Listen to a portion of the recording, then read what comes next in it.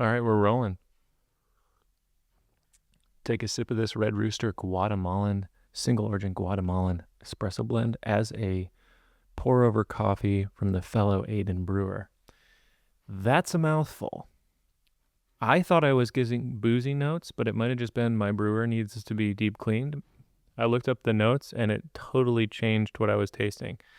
Black currant is hard to find for me because I'm not super familiar with that flavor profile, but the raspberry tea is definitely there when you get a nice aerated slurp like this. It's definitely got strong notes of tea. When you blast your tongue with a spritzer of it like that, it tickles the tongue. Which is why I think this show should be called It Tickles the Tongue. Actually, this isn't a show, and this is really just an experiment. Not sure where I'm going to post this because it's an experiment, but the studio looks too damn good to not use. I'm pretty excited about the way it looks. I got the Aperture Amaran lights all mounted to the walls perfectly into beams and boards. And so we got this hair light, we've got a key and a fill. There's also a big lantern over here for the podcast space, which maybe I'll show. I'm not sure what kind of video I want to make here because I literally just decided yesterday when I woke up at 3:30 in the morning, if I'm going to sleep terribly and wake up and kind of putz around my house in the morning, thumbing through the internet feed and feeling brainwashed and unmotivated, maybe I should just come to the studio while my wife and daughter are asleep. And so I don't have to tiptoe around the house. I can be productive. And guess what I did? I set these lights up finally because I wasn't motivated to do that because the motivation to film myself is like so far under prioritized in comparison to working for clients, doing work on the daily basis for clients. And then at the end of the day, I'm not doing many personal projects. I'm bouncing my baby up and down, making her giggle, crawling on the floor, making sure she doesn't pick up little specks, put them in her mouth. It's an amazing journey and I want to be present for that. And that's why shifting my life a little bit, coming into the studio early, none's the wiser. I mean, I can hear the contractors outside getting ready for the day. They're loading heavy materials into the back of dump trucks. I could certainly start working now, and I'm a business owner, so there is an importance for me to provide my business with the service I provide other businesses. It's just hard because I have to be the motivating force and I have to be the driver and I have to play all the roles, the director, the producer, the editor, and the showman, if you will. So this is definitely the first time you've ever seen me on a video because I've done this 100 times, never posted it, but now it feels official. Got the Bill St. Pierre slab here, got the amazing custom dark stained wood panels. That's not a set, guys. That's real wood. I'm in a real space. I have a podcast studio here located in Floyd on the highway. Yep. I'm drinking Red Rooster coffee like it's nobody's business. I'm literally living my dream. When I was a young man, and I'm 35 now, so I'm still technically a young man, but when I was a young boy, a little boy who thought he was a man, I thought, man, wouldn't it be cool to have a studio and be able to make music videos and make money making videos and have the things I needed and not feel like I was constantly under the thumb of having to get the next gig? Well, turns out that's where I am right now. And I'm sort of also in this place of being self-reflective, of needing to pull back from being so dedicated to other people's work, the client's work. And I'm only able to do that because I have an amazing team that is a small team. It's just one other guy. It just happens to be my oldest friend and one of the only other people that I started with at 13, 14 years old making videos in middle school. It's kind of my origin story with videos. Is Eric Viscani, who works here at Hearts Media now in Floyd, Virginia with me, Dan Hardigan, and a few other friends would make videos around, instead of doing PowerPoint presentations for our classes. And this was in the early 2000s when we were in high school. So to be doing that was not normal. and it was very impressive. And what the thing was, we didn't really do any editing for the most part. Sometimes we had to because it was part of the class, but in other ways, we would just cut.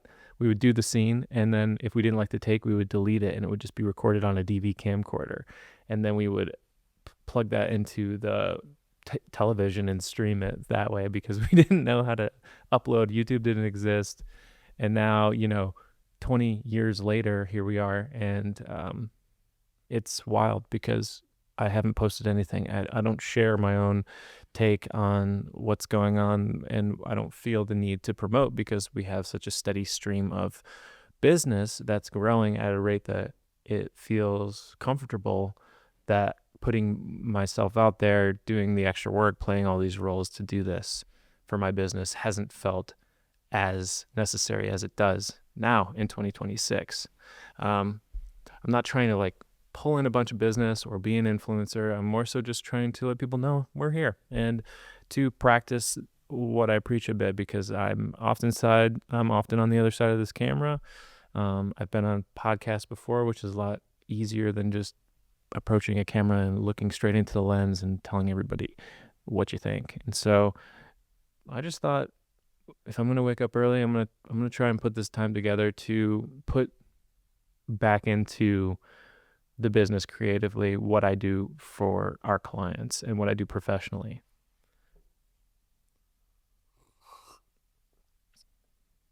I guess you could say it's kind of a podcast, but it's more of just a yap cast. Just kind of want to get it all out of my head so it's not banging around a racket in there, make me dizzy with all these like unrealized dreams, if you will, because making videos has always been a dream of mine. I feel like I just have to get the bad ones out of the way so that I can make the great ones. And maybe this is a bad one, but it looks good. I think it sounds pretty good. And I don't know who's going to be down for the ride for watching this kind of stuff, but for me, it's just like a cathartic release of getting it out of my head before the day. It's sort of a journal. You could call it a vlog. You could call it a cast, but there's so many things to call content these days, and there's so many decisions and so many venues and apps to upload. This is probably just going to be a long form video. And if I find the use for other AI tools and softwares to pull clips from and to schedule, maybe to share, to boost this, maybe I will, but sort of just want the organic feel. Now, that being said, I have done this before.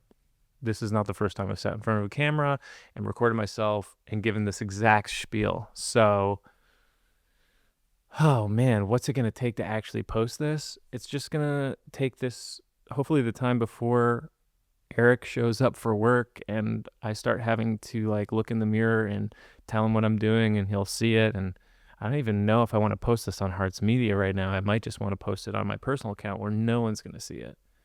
Or maybe both. I just see it's like this decision fatigue. It's more about just taking away all of the friction and making it easy to make the decision. So that's why this is all set up. I have to have it all set up. I mean, the funny thing about it is a lot of people don't even use lights and nice cameras and mics. They're just doing their vlog. But this is what it takes for me. I need to feel like I'm a news anchor and there's lights and it's going to sound good, it's going to look good, and it's framed well.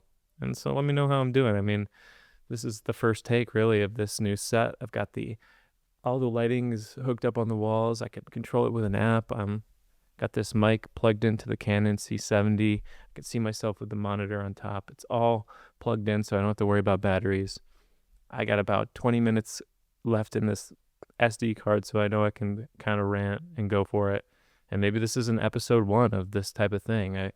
If this is sort of the introduction to me, then at least that's out of the way. Upload it, share it, think nothing of it, get it up there, and then move through to the next one. Try and make small incremental improvements, maybe even bring in some cohesion, a theme, some sort of storytelling perhaps, maybe add B-roll to make things better visually, audio visually. Maybe I'll bust my guitar out every once in a while and sing a little diddle diddle. Not one of those. A ditty. One of them. Yeah. little more coffee. So I took the friction out of filming. Now it's as easy as sitting down and talking. The question is, do I have anything to say? I think so. People call me and ask for consultations on a weekly basis. I've got meetings this week for new clients. I got potential new work, collaborations, and constant pre-production to do. So there's things that I do that are of value, but I've never really saw myself as the video expert on the internet guy. There's a lot of those guys, and I don't really see myself as being one of them because it just seems sort of like another part of the business. Like making those videos can be laborious, and teaching people how to make videos, it's something I enjoy doing in person. So I just don't really think that I'm a voice in that space, but I don't really know who my audience is yet because I've never posted. And that's a big issue for people that are making videos starting out. Right away, you're wondering who's going to care. And then when you start to see a little traction, you think, wow, people really like this. And then when those first initial pops roll out, you realize that some of those people might be your competition. Some of those people might be people that just don't like you but want to see what you're up to so they can talk about you at dinner. Some people might be family members that miss you but don't really want to know about your business, so they'll check out the first couple episodes, see if you talk some smack about them, and then they're out. Others, you're not really sure, but I think for me it's like, who am I talking to? Am I talking to potential clients? Possibly, most likely. And if that's you, then I'm glad you're here. Am I talking to potential understudies or people that need a little inspiration? I really think that's where I shine, and I really value those relationships in my life, those conversations I've had where someone's like wants to get something going and they don't know how to start, and I'm just like, you should do it. These are what the starting building blocks are. Go for it. And then after the conversation, they get amped up and they're like, I'm going to pursue my career in tattoo or whatever it might be. And it's like, cool, that was a fun conversation, and it led to more creativity in the world. But the byproduct of that, a better relationship with a new friend or a family member who got totally hyped. And that's kind of what a pre-production call is. It's a mini version of that. And in some cases, it might be like, we don't know what we're going to film. And then we have a pre-production meeting and I get amped up on an idea. By the end of it, people that probably have a little bit of imposter syndrome or anxiety about being on camera are hyped about the upcoming shoot. And so I think I need to do that now for me, because if I just have no friction and I sit down, don't know what I'm going to talk about, am I going to have a frictionless flow into the camera that's cohesive and makes sense and has a plot enough for people to sit and watch it? Or is it going to be all over the place and ADHD conversation for 20 minutes, a clip, and people are going to lose focus and not want to watch it? And I think the goal is ultimately you want to bring people in that are going to watch it, add value so people add value to you. And that's where things get tricky for me, because I do see the value in metrics. I see the value in quality content, and I see the value in physical and real monetizable videos on the internet. I've helped monetize channels, and I've seen money come in, and that money that's there, it's never as much as somebody would need so far to live off of being a YouTube channel only. I think that amount of dedication is probably what it would take if I took all of my energy out of all of our clients and put it into this and made myself a subject and my voice the catalyst to all these things. I do feel confident that's possible, but I don't think I want to be that guy. I don't want to be a voice on the internet only. I do enjoy working with people and making their dreams a reality. And when you look at the numbers, the dollars and the cents between what I could make on YouTube versus what I make as an actual videographer for commercial clients, it's peanuts, like thousands of hours of views take so much work to muster out of the internet with all the uploads going up every single day.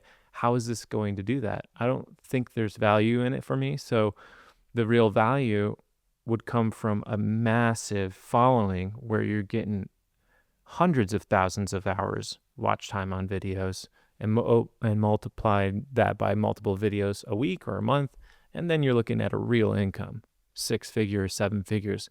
You're looking at that YouTube millionaire status. That would be cool, but then I have to drop all my clients, and those are my people, and this is the business. The reason I have this is the reason I have all these tools is because of the support of the clients over the years. And I've been in business for 10 years. So, well, I guess you could say 8 years, and Hearts Media has existed for 4. So we're doing good. Like, I feel great about this studio. I feel great about the lack of friction in between pressing record and hopefully just uploading with minimal resistance. Gosh, that would be nice, because I don't want to waste my time. I don't want to waste data on my card, electricity, and all these lights, and the space that I'm renting. I want to use it, and I want to share that with whoever's interested, even if it's just 5-10 people, or just my mom. Hey, Mom, because I'm grateful that you're watching. I'll probably watch this, reflect, and think, man, I should have done this, and I'm going to do that. And maybe a bunch of ideas are not circled back to and connected, but ultimately I'm running out of time. I've got 3 minutes to wrap this up before the memory card's up, which is probably a good thing. Zip it up, keep it tight. Don't ramble for an hour. This isn't a podcast. I don't have any real audience yet. So the question is, can I keep it going, and can I even start? If I start, how soon do I have to keep it going to make sure that it starts to snowball into something? And I think I could do something like this every day. The only thing that's going to get in the way is my own ego, my own doubt of what some certain people might think. And those people, really, if they don't, it's like there's voices in my head that aren't even really mine. That sounds crazy, but it's like people I know that would probably have recommendations, or that I've looked up to, that would see some of this and maybe think, what are you doing? Like, are you an attention seeking, clout whore, or are you actually just interested in adding value to people's lives by sharing your gifts? Well, I guess that's up to the viewer to decide, and for me to go on the journey of finding out. I like this setup. I like getting this off my chest and feeling like I'm sharing a little bit about myself. And if there's anything about me or Hearts Media that you want to know, if you see this video, prompt it in the comments. I'll do my best to talk about it in the next rant, the next yap content, the next pod, blog, vlog, whatever you want to call this. I'm Dan Hardigan, and I'll see you in the next one.